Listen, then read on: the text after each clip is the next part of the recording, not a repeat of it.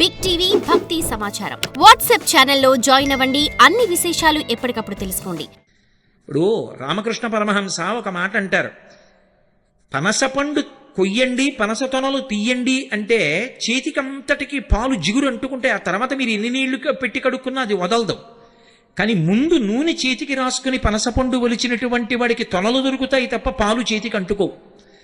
శ్రద్ధ అన్నది అలవాటు చేసుకుని జీవితంలో ప్రవర్తించినటువంటి వాడిని దుర్గుణములు చెనకలేవు, అసలు చేరలేవు. అగ్నిహోత్రానికి చెదెక్కడ పడుతుందండి? శాస్త్రమునందు గురువాక్యమునందు విశ్వాసము ఎవడికి ఉన్నదో వాడు శ్రద్ధావంతుడు. ఒకసారి ఆ శ్రద్ధ ఏర్పడిందా ఇక వాడి దగ్గరికి దుర్గుణములు రాలేవు.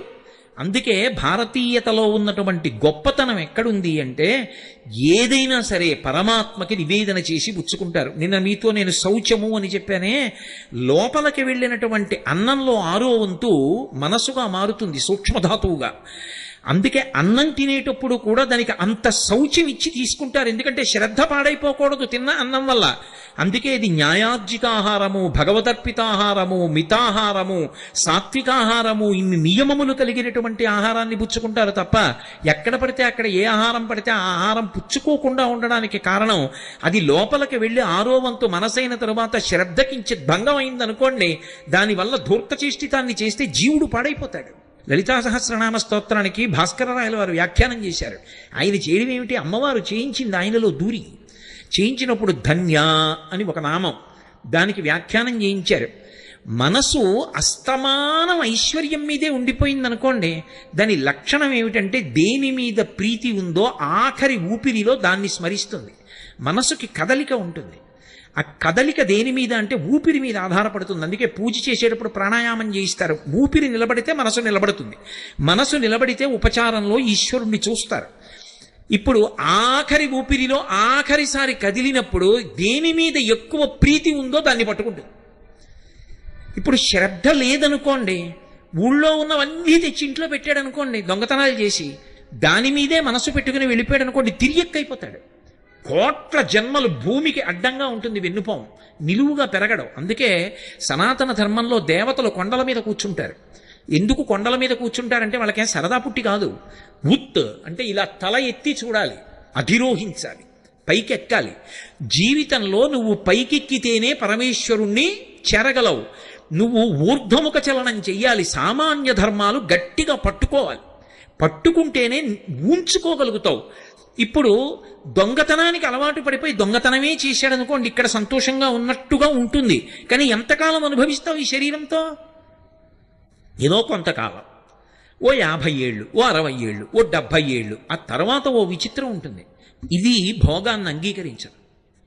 అదో విచిత్రం. మోహముద్గరంలో భజగోవింద స్తోత్రంలో శంకర భగవత్పాదులు అంటారు, వయసి గతే కక్కామ వికార శుష్కే నీరే కక్కాసార క్షీణే విత్తే కప్పరివారో జ్ఞాతే తత్వే కస్సంసార.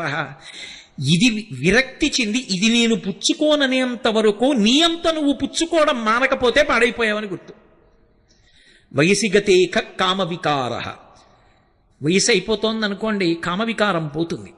వయసైపోయిన తర్వాత కామవికారం పోవడం కాదు, వయసులో ఉండగా సాధన చేత కామమును ధర్మంతో ముడేయడం నీకు రావాలి. శుష్కే నీరే కక్కాసారహ.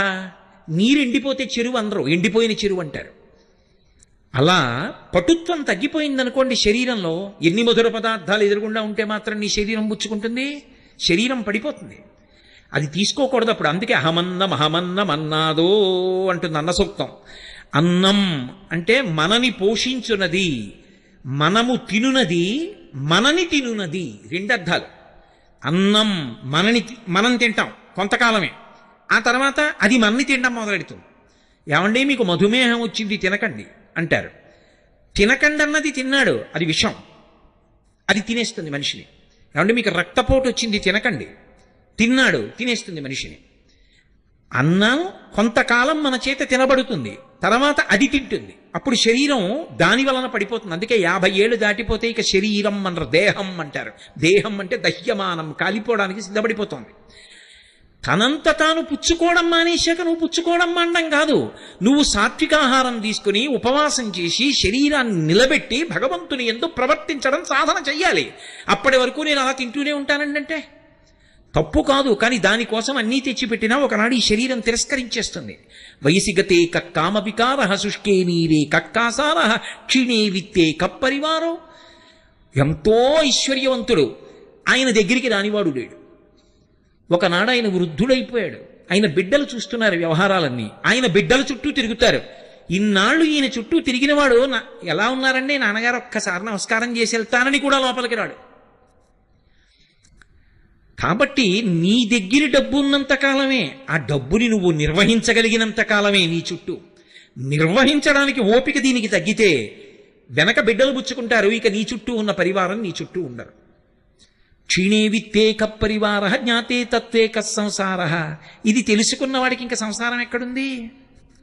ఇది ముందే తెలిసిందనుకోండి, అనుష్ఠానంలోకి తెచ్చేసుకుంటాడు జాగ్రత్తగా. అప్పుడు శరీరం తిరస్కరించక ముందు తాను తిరస్కరించి జాగ్రత్త పడతాడు. అది శ్రద్ధ. అప్పుడు దొంగతనం చేసి ఎందుకు తెస్తాడు?